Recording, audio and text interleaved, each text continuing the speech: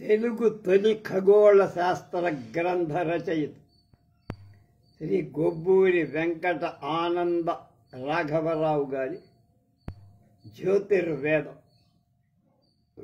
3వ భాగం 8/8/20 పాలపుంత ఏ విధంగా మన వేదంలో ఋగ్వేదంలో వర్ణింపబడింది, శాస్త్రజ్ఞులు ఏ రకంగా భావించారు. ఆ రెండు మధ్య ఒక పక్క బాగా పల్చగా నక్షత్రాలున్న భాగం ఒకటి, అది నురుగులాగా. రెండవది దట్టంగా సాంద్రంగా నక్షత్రాలు ఎక్కువగా దగ్గరగా నక్షత్రాలు ఉన్నటువంటి ఇంకొక భాగం. ఆ మధ్యలో ఖాళీగా ఉండేటువంటిది గంగావతరణం. ఇవన్నీ చెప్పుకున్నాను నేను. ఇప్పుడు గంగోత్పత్తి, గంగ అవతరణ గురించి మన పంచాంగకర్తలు వైశాఖ శుద్ధ సప్తమి నాడు గంగ ఉత్పత్తి జరిగిందని, గంగావతరణం ఆ రోజు అని రాస్తారు. ఆనాటి సాయంకాలంలో సూర్యాస్తమయం అయిన తరువాత కొంతలో తూర్పున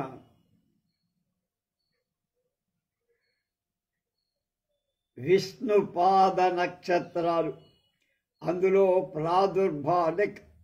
అవి పొడిచాడు చుక్కలు పడటం అంటే ప్రాదుర్భావించినట్లుగా ఆకాశ గంగా స్వరూపంగా కనపడుతుంది. అది అందువల్ల గంగా అవతారం. దివిజ గంగా ప్రవాహం హంసపదాన్ని నిన్న చెప్పాం. ఆ రెంటికి మధ్య ఉన్న ప్రదేశమే హంసపదం అని. అదే పరమేశ్వరుడి పాదాల నుంచి గంగోత్పత్తి జరిగిందని అతిక్రమించి పడమటగా ప్రవహించి చివరికి ఆరుద్ర నక్షత్రమై నిలుస్తున్నటువంటి ఆరుద్ర నక్షత్రం ఎవరి శివుడిదని చెప్పాం. ఆరుద్ర నక్షత్రం రోజున ధనుర్మాసం వాళ్ళు చేసుకుంటారు, ఉత్తర ద్వార దర్శనం చేస్తారని కూడా చెప్పాను. దృశ్యం స్పష్టంగా ఖగోళంలో మనకు కనపడు. అంతకు ముందు రోజులలో 6 వేళ చూద్దామన్న విష్ణుపాదం నీకు అక్కడ కనపడు. ఆ విష్ణుపాద ఆకారంగా నక్షత్రాలు అంత ముందు రోజు కనపడదు, ఆ రోజు మాత్రమే కనపడు. కనుక తర్వాత రోజుల్లో ఆ వేళ ఆరుద్ర నక్షత్రం అస్తమిస్తుంది, కనపడదు, పూర్ణపు. కాబట్టి విష్ణు పదంలో ప్రభవించడం మొదలుగా ఆకాశగంగ శివ జటాజూటం చేరుకొనేదాకా ఒక దివ్య దృశ్యం ఆనాడు మన కళ్ళకు కనపడుతుంది. కనుక మన పూర్వులు వైశాఖ శుద్ధ సప్తమి రోజున గంగా నది ఉత్పత్తి అయినట్లుగా నిశ్చయం చేసి ఖగోళంలోని విశేష దృశ్యాల యొక్క వివరం ఎంత సూక్ష్మంగా పరిశీలించి సంవత్సరాలలో ఒక్కొక్క రోజు ఒక్కొక్క ప్రాముఖ్యాన్ని మన పూర్వులు ఇచ్చారో మనకు ఆకాశగంగ సంబంధమైన చర్చల వల్ల కొంత అర్థమవుతుంది. మిల్కీ వే పాలపుంత అని పాశ్చాత్యుల చేత చెప్పబడిన ఈ పాల వెల్లిని మన పూర్వ ఋషులు ఎంతో సూక్ష్మంగా పరిశోధించి ఎంత చక్కటి వివరాలు తెలుసుకొని మన కోసం ఎంత దివ్యమైన వాంగమయంలో అంటే చరిత్రలో పుస్తక రూపంలో దాన్ని చేర్చారో ఆలోచించ. శివ మహిమ్న స్తోత్రం అనేటువంటి ఒక యక్షుడు రాశాడు ఆ శివ మహిమ్న స్తోత్రం. అందులో కొన్ని శ్లోకాలు ఈ విషయాన్ని చెప్తారు. వేదం భూమండలమంబురాసి నైతాశ్చ తారా ఫేనభంగా హ్రియద్వ్యాపీ తారా గణగుణిత ఫేనోద్గమరుచి ప్రవాహో వారమ్య పురుషతి లఘుదృష్టి శిరసితే జగద్వీపాకారం జగతి వలయం తేన కృతమి చనన్యైవోన్నేయం ధ్వత మహిమ దివ్యం తవ వపుః అని శివుణ్ణి వర్ణిస్తాడు ఆయన. నీహార ప్రాకృత తార నెబ్యులే అంట. నెబ్యులా అంటే ఒకటి, నెబ్యులే అంటే అనేకమైన నెబ్యులాలు అని అర్థం. ఉమన్ అంటే ఆడావిడ, ఉమెన్ అంటే స్త్రీలు, అట్లాగనమాట. సృష్టి కథనం అనేక గ్రంథాల్లో అనేక విధాలుగా చెప్పబడి 7,000 సంవత్సరాల లోపలే ఈ సృష్టి 6 రోజుల్లోనే జరిగిందని బైబిల్ చెప్పే కథను మన సైంటిస్టులు ఎవ్వరూ కూడా ఒప్పుకోలేదని చెప్పుకోరు. నవీన వైజ్ఞానికులలో కూడా చాలా ప్రాముఖ్యం పొంది ఈ మధ్యనే చనిపోయిన సర్ జేమ్స్ జీన్స్ అనే దొర సృష్టి పరిణామ క్రమాన్ని, ఎవల్యూషన్ ఆఫ్ ది యూనివర్స్ అంటారు ఇంగ్లీష్, దాన్ని ఇలా చెప్పారు. అవ్యక్త సంకుల స్థితి, ఒక చోట అనుకోకుండా ఏమీ చెప్పలేనటి కెయాస్ అంటారు. అంటే ఇప్పుడు బంగ్లాదేశంలో జరుగుతుంది అంతర్యుద్ధం లాంటిది, అలా ఏం జరుగుతుందో ఎవరికి ఏం తెలియదు, అలా దాన్ని కెయాస్ అంటారు. అవ్యక్త సంకులమైన స్థితి, ఎవరు ఎవరిని పొడుస్తున్నాడు, ఎవరిది పైచేయో ఎవరిది కాదో తెలియదన్న ఆ స్థితి నుండి నీహార సదృశ అవస్థ, అంటే ఆ అవస్థ నుండి నీహారాలంటే నక్షత్రం, క్రమంగా నక్షత్రాలు ఏర్పడటం, ఉత్పత్తి జరగదు. ఆ తర్వాత కొన్ని నక్షత్రాలు జంటలు జంటలుగా ఏర్పడి ఆ జంటల నుండి మరికొన్ని చిన్న చిన్న చుక్కలన నక్షత్రాలు ఏర్పడి వాటి నుండి గ్రహాలు ఏర్పడి గ్రహాల నుండి ఉపగ్రహాలు ఏర్పడి అలా తర్వాత గ్రహ కణాలు ఏర్పడి మన భూమి సూర్యుడి చుట్టూ తిరిగేటువంటి ఒక ఉపగ్రహం, ఒకదాని చుట్టూ ఇంకోటి తిరిగితే ఆ తిరిగేదాని ఉపగ్రహం, దేని చుట్టూ తిరగబడుతుందో దాన్ని గ్రహం. సూర్యుడు గ్రహం, చంద్రుడు ఉపగ్రహం అన్నమాట, భూమి ఉపగ్రహం. భూమి చుట్టూ చంద్రుడు తిరుగుతాడు కనుక భూమి గ్రహం అయితే చంద్రుడు ఉపగ్రహం. ఇందులోంచి మన ప్రాచీనులు ఏం చెప్పారు, తెలిసిన విషయాలు నవీన వైజ్ఞానికులు ఆమోదించి స్థిరపరిచారా లేక నవ్వారా అనే విషయం చెప్తున్నారు మన గొబ్బూరి వారు. బైబిల్ గ్రంథం తెలిపినట్లుగా భగవంతుడి మనస్సులో కోరిన మాత్రం చేత భూమి, ఆకాశం అనే ఆకాశం, జలం అనే నీరు, స్థలం అనే స్థలం, ఈ అంటే స్పేస్ అంట ప్లేస్, ఇవి ఈ విధంగా భగవంతుడి నోటితో అన్నగానే ఒక్కచొకటి 6 రోజుల కాల వ్యవధిలో పుట్టాయని మన వేద ఋషులు భావించాల. వాళ్ళు అనుకున్నారు విశ్వంలోని వివిధ అంతర్భాగాలు ఆకస్మికంగా ఒక క్షుమహంకాళి అంటే పుట్టినవి కావు, సక్రమ పరిణామ ఫలితాలు.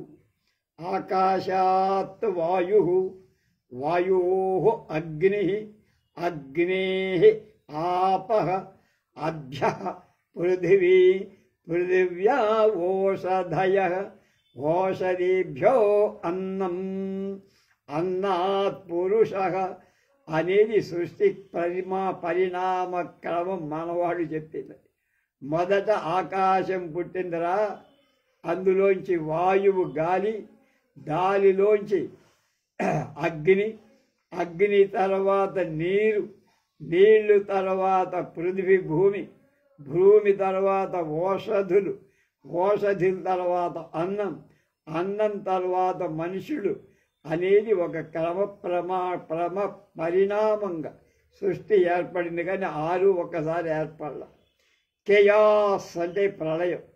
ప్రళయం తరువాత ఆకాశం నుండి వాయు పదార్థాలు ప్రావిర్భవిస్తూ సందర్భంలో పొగమంచుతో ఉపమింపతగిన అంటే పోల్చదగిన తెల్ల తెల్లని వాయు రూపాలు తెల్లని ఆకారంతో వెలువడిన ఖగోళంలో దృశ్య అదృశ్యంగా కనపడినట్టుగా ఉంటాయి. ఆ తెల్ల మబ్బులు తమలో తామే తిరుగుకుంటూ అనేక విధాలైన వస్తు జంతు రూపాలు కలిగి ఆకాశంలో అవి ప్రకాశిస్తూ, అందులో కొన్ని చక్రాకృతి రింగ్ లాగా కనపడతాయి, కొన్ని శంఖాకృతి స్పైరల్ లాగా కనపడతాయి. స్పైరల్ అంటే మీకు చూపిస్తే తెలుస్తుంది. ఇది స్పైరల్, ఇలా చుట్ట ఈ ఇది స్పైరల్ నోట్బుక్ అంటారు ఇట్లా. కనుక స్పైరల్ నెబ్యులా, శంఖాకృతి కలిగిన నెబ్యులా. ఒకటి కర్కాటక రూపం కలది క్రాబ్ నెబ్యులా. క్రాబ్ అంటే పీత, కర్కాటక. ఆ పీత నెబ్యులాగా ఒకటి. మరొకటి గొడ్ల గూబ వంటిది, దాన్ని ఔల్ నెబ్యులా అంట. ఔల్ అంటే గొడ్ల గూబ. ఇంకొకటి మనవాడు వ్యాయామం చేసే దంబు బెల్ అంటారు. అది వ్యాయామం చేయడానికి చేత్తో పట్టుకొని పైకి కిందికి కదిలిస్తూ ఉంటారు, చేతులకి కండరాలకి బలం. అలా దాన్ని ముద్గరం అంటారు, మన పూర్వకాల ఆయుధం అన్నమాట. కొన్ని పత్తి బోజలను, ఉల్లిపాయలను, కొన్ని పత్తి గింజల ఆకారం, గింజలు పత్తి ఆకారం, కొన్ని ఉల్లిపాయ ఆకారం, కొన్ని చామగడ్డ ఆకారం, కొన్ని దుంప పసుపులు మొదలైన రూపాలు కలిగి ఖగోళంలో తేలి ఆడుతున్నాయి. ఇవన్నీ ఈ నక్షత్రాలు, ఇన్ని రూపాలు. జ్యోతిష్ శాస్త్రవేత్తలు ఇప్పటికి ఒక 20 లక్షల నక్షత్రాలను గుర్తుపట్టారు. ఇంకా కొన్ని కోట్లు ఉంటాయి. ఈ మబ్బులన్నిటిలో చాలా ముఖ్యమైన ఇంపార్టెంట్ అండి రింగ్ నెబ్యులా ఇన్ లిరా. అందులో రింగ్ నెబ్యులా అనేటువంటి అంటే ఉంగరం ఆకారంగా ఉండే ఒక నెబ్యులా. నెబ్యులా అంటే అనేక నక్షత్రాలు కలిసి ఉంటే దాన్ని నెబ్యులా, అది అర్థం పెట్టు. దాన్ని వీణామండల అనే నక్షత్ర సమూహంలో అడుగున ఉండే వెలి మబ్బు, తెల్లటి మబ్బు, వీణ ఆకారంలో, వీణ అంటే ఇట్లా ఉంటుంది కదా, ఆ వీణ ఆకారంలో అడుగున ఉండే తెల్ల మబ్బు నక్షత్రం మాట. ఇది విభూతి బుట్టులాగా తెల్లగా గుండ్రంగా కనపడుతుంది. గుండ్రంగా ఉండటం చేత పాశ్చాత్య దేశస్థులు దీన్ని ఉంగరంతో రింగ్ నెబ్యులా అన్నారు. ఇది ఉంగరం ఇలా ఉంటుందని పోల్చారు. దీని ఉంగరం అనంతం కంటే శ్రీనాథ మహాకవి దీని చక్కని పోలిక తెచ్చారు. పొడవు మిగిలిన పొందమ్మి పువ్వు అన్న. తమ్మి పువ్వు పొడవు మిగిలిన అంటే పొడవుగా సాగిన తమ్మి పువ్వులాగా ఉంది అంటాం. ఎంతో అందంగా అన్నాడు శ్రీనాథ్. మన పురాణ కథలలో తమ్మి పువ్వు అంటే తామర పువ్వు. మన పురాణ కథలలో బ్రహ్మదేవుడు పద్మాసనంలో కూర్చుంటాడు. విష్ణుమూర్తి బొడ్డులోంచి ఒక పద్మం వస్తుంది. ఆ పద్మంలో హాయిగా కూర్చుంటాడు బాబు. బాబు పొట్టలో బొడ్డులోంచి పద్మం వస్తే కొడుకు అందులో హాయిగా కూర్చుంటాడు బ్రహ్మ. అది మనం చెప్పుకోండి. ఆయనకి పద్మాసనం వేసి కూర్చుంటాడు. మామూలుగా యోగం అనుష్ఠానం చేసేటప్పుడు ఎలా 2 కాళ్ళు మడిచి కూర్చుంటారో అలా కూర్చుంటారు అని మన పురాణం చెప్పి, ఆయనకి పద్మాసనుడు, ఆయనకి 4 ముఖాలు ఉన్నవాడు, చతుర్ముఖుడు. వాణీపతి సరస్వతీదేవి భర్త. చిరాయ దదతో ముఖ అన్నట్లుగా వాణిని బ్రహ్మ తన ముఖంలో ధరించారు. చిరాయత్ అధతో ముఖంలో నాలుక మీద సరస్వతీదేవిని తాల్చినవాడు బ్రహ్మ. సరస్వతి వీణాపాణి అంటే వీణ మీటుతూ ఉంటుంది. చేతిలో వీణ ఉంటే సరస్వతిలో. అలాగే వాణి హిరణ్య గర్భుల వాహనం హంస. భర్తకి భార్యకి ఇద్దరికి హంస అంటే ఎవరి హంస వాళ్ళది. బ్రహ్మ వాహనము హంసే, సరస్వతీదేవి వాహనం కూడా హంస. ఎవరి హంస వాళ్ళు ఇద్దరు కలిసి ఒక హంస మీద వెళ్ళదు. పద్మ ఆకారం కల అంటే పద్మంలాగా, తామర పువ్వులాగా ఆకారం కల ఈ చుక్క ఉన్నది నక్షత్రం. చుక్క మబ్బు అంటే చుక్కలతో నక్షత్రాలతో ఉన్న మబ్బు పరిసరంలో బ్రహ్మ సరస్వతి దంపతుల విశిష్ట లక్షణాలను, పరివారాన్ని, వాళ్ళకుండే హంస మొదలైన వాళ్ళ చేతిలో ఉండే ఈ వీణ మొదలైన వాటిని జ్యోతిశాస్త్ర దృష్ట్యా చక్కగా చూసినట్లుగా వాళ్ళు వర్ణించి చెప్పారు. వాళ్ళెవరు అక్కడికి వెళ్ళలా, చూడలా, భూమి మీద ఉండి దివ్య దృష్టితో వాళ్ళ మనసులో వాటిని ఆహ్వాహన చేసుకొని ఆ మనసులో దర్శించి చెప్పారు. అది తర్వాత ఎలా అంటే పద్మ ఆకారం గల తెల్లటి మబ్బు నుండి మొదట ఒక చుక్క బయలుదేరి తర్వాత ఆ చుక్క రెండైపోయింది. ఒక చుక్క బయలుదేరింది, ఆ చుక్క రెండైపోయింది. అంటే రెండు చుక్కలుగా చుక్క అంటే నక్షత్రం. ఒకటి మళ్ళా రెండై, మొదటి చుక్క మళ్ళీ రెండయింది. అలాగే ఒక జంటలోని చుక్కలు ఒకదాని చుట్టూ ఒకటి తిరుగుతూ ఉంటాయి, పరిభ్రమణం అంటారు. కనుక అవేం ఖాళీగా ఉండవు, అలా తిరుగుతూనే ఉంటాయి, వాటి పని వాడు చేసుకుంటూ.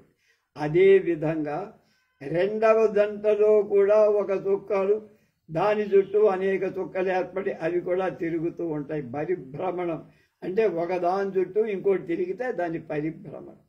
మొదటి జంట రెండవ జంట చుట్టూ, ఇందాక మొదటిది ఏర్పడింది, దాని చుట్టూ కొన్ని నక్షత్రాలు, తర్వాత రెండవది ఏర్పడింది, దాని చుట్టూ కొన్ని నక్షత్రాలు. ఈ జంట ఒకదాని చుట్టూ ఒకటి తిరుగుతుంటాయి. అదే ఆలోచన. అలా తిరగటం ఉండటం కూడా ఒక విచిత్రమైన విషయం. ఈ అంశాలు ఇవాళ మనకి టెలిస్కోపులు పెట్టి, లేకపోతే ఎక్కడో ఎత్తైన ప్రదేశంలో కేరళ లాంటి దేశాల్లో వాళ్ళు ఒక పెద్ద పెద్ద అబ్జర్వేటరీ శోధనశాలలు అక్కడ పెట్టి ఇవన్నీ చూసి చెప్తున్నారు. అవన్నీ ఉన్నాయా? మన వేదకాలం నాటి ఋషులకి ఏమీ లేవు. వాళ్ళ దివ్య చక్షువులతో కళ్ళతో చూసి చెప్పారు. ఈ 4 చుక్కలు బ్రహ్మదేవుడి 4 ముఖాలుగా మనవాడు ఊహించి చెప్పి ఆ పేరు పెట్టారు. అది కనుక బ్రహ్మదేవుడని ఒక చుక్క, ఒక నక్షత్రం, ఆయనకి 4 చుక్కలు ఉన్నాయి ఏర్పడటం వల్ల, అందువల్ల 4 ముఖాలు అని. అలా చెబితే చుక్కలు అంటే ఎవడు వెంట కనుక ఈ కథ చెప్తే వింటారట. చతుర్ముఖుడు ఈ పద్మం మీద కూర్చున్నాడు. అతడి ముఖంలో సరస్వతి ఉంది. సరస్వతి ధరించిన వీణను బట్టే ఈ చుక్కల గుంపుకు వీణా మండలం అనే పేరు పూర్వకాలం మనవాళ్ళే పెట్టారు. ప్రతీచి తూర్పు పడమర జ్యోతిష్ శాస్త్రం అంటే మన దేశంలో శాస్త్రవేత్తలు, ఇతర విదేశీల్లో శాస్త్రవేత్తలు ఇది చాలా గట్టిగానే వాళ్ళు నమ్మారు, మనం చెప్పింది. ఇక బ్రహ్మ ప్రపంచాన్ని సృష్టించాడు, సృష్టికర్త అంటున్నాం కదా, ఆ అనుమానం ఇంకా మనం తీరాలి, అది చెప్తున్నాం. ఈ అంశం కూడా ఈ క్రింద వేదవాక్యాలను కొత్త శాస్త్ర దృష్టితో, ఆధునికల శాస్త్రీయ దృష్టితో సమన్వయించుకుంటే బాగా మనకే అర్థమవుతుంది అని చెప్తున్నారు. ఎలాట? ఒకానొక ప్రత్యేక రూపంతో తయారైదు కాబడుతున్న దీహారక తారా విషయం అంటే నెబ్యులాలు. ఋగ్వేదంలో ఈ నెబ్యులాల గురించి చెప్పబడింది. 10వ మండలం ఋగ్వేదం 82లో 7వ మంత్రంలో ఉందట. ఎలా చెప్పారు? సతం విదధాయ ఇమాజ్యనాన్యద్యుత్స్మాకమంతం బభూవ నీహారేణ ప్రాకృతా జల్ప్యా ఛాసు త్వప ఉగ్ధశాం నశ్చరంతి. అది మళ్ళా నతం విదధాయ ఇమాజ్యనానాజ్యుష్మాకమంతం బభూవ నీహారేణ అంటే నీహారాలంటే నెబ్జులా అని చెప్పాను. నీహారేణ ప్రాకృత జల్ప్యాచ సుత్వప ఉక్థశాం సశ్చరంతి అన్యదన్యద సూర్యం వసానాలియామినో నిమాయినో మామిరే రూపమస్మిన్. ఋగ్వేదంలో 3వ మండలంలో 38లో 7వ మంత్రం. ఇందులో మొదటి మంత్రంలో నీహార ప్రాకృతమైన అంటే మంచు లాంటిది కలిగినటువంటి ఒక ఈ మధ్య కనుక్కోబడింది. శాస్త్రవేత్తలు కనుక్కున్నారు దాన్ని. తెల్లగా దట్టమైన పొగ మంచును పోలి తెల్లగా ధవళంగా కనబడి ఈ చుక్క మబ్బును అంటే చుక్కలాగా ఉన్న మబ్బుని నీహార ప్రాకృతం అనటం ఎంతో అద్భుతంగా అన్నాడు శ్రీనాథ్. తెల్ల మబ్బును వర్ణించడానికి నీహారం కంటే మంచి మాట సంస్కృత భాషలో లేదంటున్నారు గొబ్బూరి వారు. కుశీలురైన పనివాళ్ళు అంటే బాగా నైపుణ్యం ఉన్నవాడు కొత్త రూపంతో కొత్త తెల్ల మబ్బును ఒకదాని జ్యోతిర్లోకంలో తయారు చేస్తున్నారని, అది నీహార ప్రావృతమైనట్లు కనపడుతోందని ఆ మంత్రానికి అర్థం. అది 2వ మంత్రం కూడా కొత్త ఆకారం పొందుతున్న మరొక నక్షత్ర మబ్బును ప్రశంసిస్తారు. కాబట్టి ప్రాచీన కాలంలో వేద ఋషులు దృశ్యాదృశ్యంగా కనపడనట్టు ఆకాశాన్ని కనపడే పొగమంచును పోలిన తెలిమబ్బులను, ఆ మబ్బుల చేత ఆవరింపబడిన నక్షత్రాలను, వాటి ఆకార భేదాలను చక్కగా గమనించి శాశ్వతంగా వేదాలలో అవి రాయటంగా చెప్పారు, గ్రంథస్థం చేసేయాలని మనకు అర్థమవుతుంది. అంతేకాదు ఈ నక్షత్ర మబ్బుల నుండి విశ్వం ఆవిర్భవించింది. అంటే ఈ ప్రపంచమంతా సృష్టి అంతా ఆవిర్భవించింది అని మనవాళ్ళే చెప్పారు. వాడు చెప్పినట్టుగా దేవుడు ఒకరోజు పుట్టాడు, ఆడం ఈవు జాంతానై అవేం పనికిరావు. అజస్య నాభావజ్యేకమర్పితం యస్మిన్ విశ్వాని భువనాని తస్తు. అజస్య నాభావజ్యేకమర్పితం యస్మిన్ విశ్వాని భువనాని తస్తు. ఋగ్వేదంలో 10వ మండలంలో 82లో 6వ మంత్రమే. ఋగ్వేదంలో ఉన్నవన్నీ మంత్రాలు అని చెప్పాలి, శ్లోకాలు కావాలి.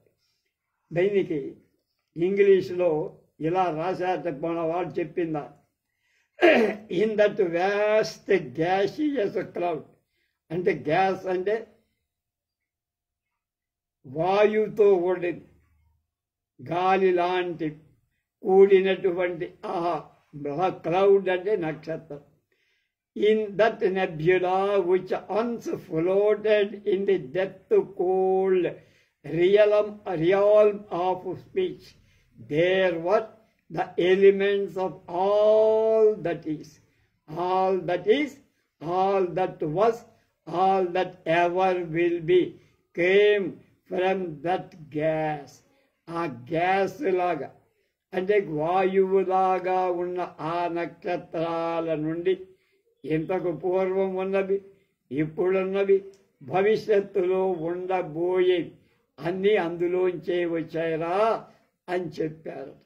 అది మ్యాక్మల్లన్ అనే దొరగా మన భూమి పుట్టుపూర్వోత్తరాల గురించి వ్రాసిన గ్రంథంలో 58వ పేజీలో ఉందని మన గుబ్బూరి పండితులు చెప్పారు. ఈ వాక్యానికి అర్థం ఏమిటి ఇందాక ఇంగ్లీష్లో చెప్పారు.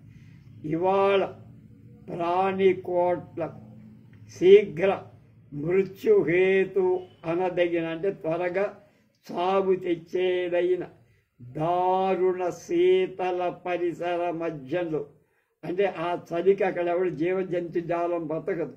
అలాంటి శీతలం అంటే బాగా గడ్డ కట్టిన చలి పరిసర మధ్యంలో ఒకానొకప్పుడు విశాల ఆకాశంలో తేలి ఆడుతున్న ఆ మబ్బులలోనే అపారమైన వ్యాప్తిగల అంటే వ్యాపించిన ఈ తెల్ల ఆవిరి మేఘంలోనే ఇవాళ మనకు కనిపిస్తున్న సమస్తం కూడా ఒక బీజ రూపంలో అంటే విత్తన రూపాలు మూల పదార్థాలన్నీ అక్కడే చేరు.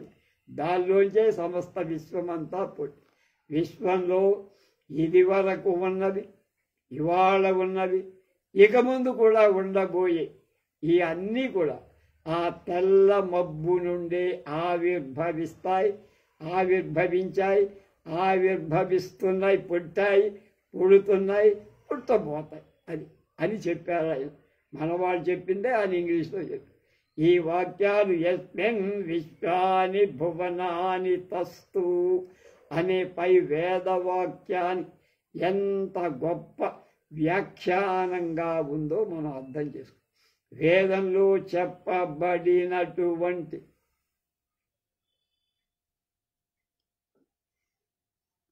మహత్తర ప్రకృతి సత్యాలను ఇవి ఎలా ధృవపరుస్తున్నాయో పాఠకులు ఆలోచించుకోమని మనకు చెప్తున్నారు గొబ్బూరి రాఘవరావు గారు. 3వ ప్రకరణ చాప్టర్ 3కి వచ్చారు. దేవతలకు నక్షత్రాలకు ఏమైనా సంబంధంగా ఉందా, జ్యోతిర్లోకం అంటే ఏమిటి అనే దాని గురించి చెప్తున్నారు. అపార గభీర సంవ్యాప్తము అనంతం నిర్మేఘ సమున్నత మహాసౌధాగ్రం సువర్ణ తేజో విభ్రాజమాన స్వర్గ ఉద్యానం సర్వదేవతాలయం సమస్త దేవతాస్థాన మండపం అని భక్తి ఆవేశాలతో బహుతరాలమైన మానవ కోట్లు సాష్టాంగ దండ ప్రమాణాలతో పూజించే పుణ్యలోక వాసం నాటికి నేటికి ఎప్పటికీ ఉంటుంది. అది నిర్జల నిలయం అంటే దేవతల నిలయం. దివ్యధామం జ్యోతిర్లోకం షెల్లీ మహాకవి దానికి ఆ పేరు పెట్టాడు. అంటే ఇంగ్లాండ్ కవి షెల్లీ. చూడండి, ఒక్కొక్క నక్షత్రాన్ని ఓపికగా పరిశీలించి చూడండి. దురూహ్యమైనంత దూరంలో ఉన్న, ఎంత దూరంలో, కొన్ని కోటాను కోట్ల మైళ్ళ దూరంలో ఉంది ఒక నక్షత్రం ఇంతగా కనపడే. ఈ దృష్టికి అందని ప్రతి నక్షత్రం బాగా పరిశీలించి చూడండి. ఓపికకుండా రాత్రి పడుతుంది. ఒక్కొక్క నక్షత్రం ఒక్కొక్క లోకమే. అది నక్షత్రం అనేది బుడ్డిది అనుకుంటున్నాం. ఒక నక్షత్రం అంటే ఒక లోకం, మన ప్రపంచం ఎంత. అలాంటి నక్షత్రాలు ఎన్నున్నాయి లెక్కలేదు. బహులోకాలు, అనేక ఎన్ని విధాల జీవరాశులు ఎన్నెన్ని అందులో ఒక్కొక్క లోకంలో ఉంటున్నాయి. ఆ బ్రహ్మాండాలకు ఎదుట మన భూగోళం ఎంత ఎందుకు పనికిరా. ఇసుకలో ఒక రేణువు లాంటిది మన భూమి. ప్రపంచమంతా అంటే ఆకాశం, దాని ఏమంటారు ఖగోళం. ఇదంతా ఒక పెద్ద ఎడారి అనుకుంటే ఆ ఎడారిలో ఒక ఇసుక రేణువు అంటే ఇసుకలో ఒక్కటే ఒక్క రేణువు ఎంత ఉంటుందో మన భూమి అంత ఉంటుంది. అంత తక్కువ స్థలం అన్నమాట. ఒక గోళీకాయ, మట్టికాయ, లేకపోతే సృష్టిలో మన సూర్యుడు ఎలా ఉంటుంది. పోనీ మన సూర్యుడి దగ్గర మొత్తం సృష్టిలో మన సూర్యుడు ఎలా ఉంటాడు. రాత్రిపూట మినుగురు పురుగులు తిరుగుతుంటాడు. ఆ మినుగు పురుగు ఎంతో, సూర్యుడు కూడా ఈ మొత్తాన్ని గురించి ఆలోచిస్తే అంతే ఉంటాడు. కనుక నిస్తేజం, తేజస్సు లేని భూగోళం అది ఒక ప్రయుత అంశం. మన భూమి మీదకి దానికి ఏమిటి తేజస్సు లేదు, భూమికి కాంతి ఏం లేదు. సూర్యుడికి ఉంది చంద్రుడి కాంతి, సూర్యుడి కాంతి చంద్రుడు తీసుకొని ప్రకాశిస్తాడు రాదు. కానీ భూమికి కాదు, తేజస్సు లేదు, నిస్తేజం అంటారు. తేజస్సు లేకది అది ఒక ప్రయుత అంశం, అంటే చాలా లెక్కించడానికి వీల్లేనంతది. అంటే 1లో 1,00,000 వందో 1,00,00,000 వంతు కింద లెక్క. వెంట్రుక ముక్క అంటానే అంత కూడా కాదు, దానికైనా కొంత ఖాళీ ఉంది. అప్పుడు అలాంటి భూమే అలా ఉంటే అందులో ఉండే మానవుడంతా కోన్కిస్కా గొట్టంగా ఉంటుంది. అలా లెక్కలేదు వాడు మానవుడు. దేని లెక్కలైతే ఈ మొత్తం ప్రపంచాన్ని సృష్టినంతా ఆలోచిస్తే భూమి విలువ లేనిది, దాని మీద ఉండే మనిషి కూడా విలువ లేని వాడు. వాడు దుక్కిన చోటే చాలా తక్కువ. సముద్రంలో కాకిరెట్ట వేస్తే ఎలా ఉంటుందో ఇవన్నీ అలా ఉంటాయి. అంటే వాటి ముందు పెద్ద పెద్ద వాటి ముందు ఇవి దిగదుడుపులు.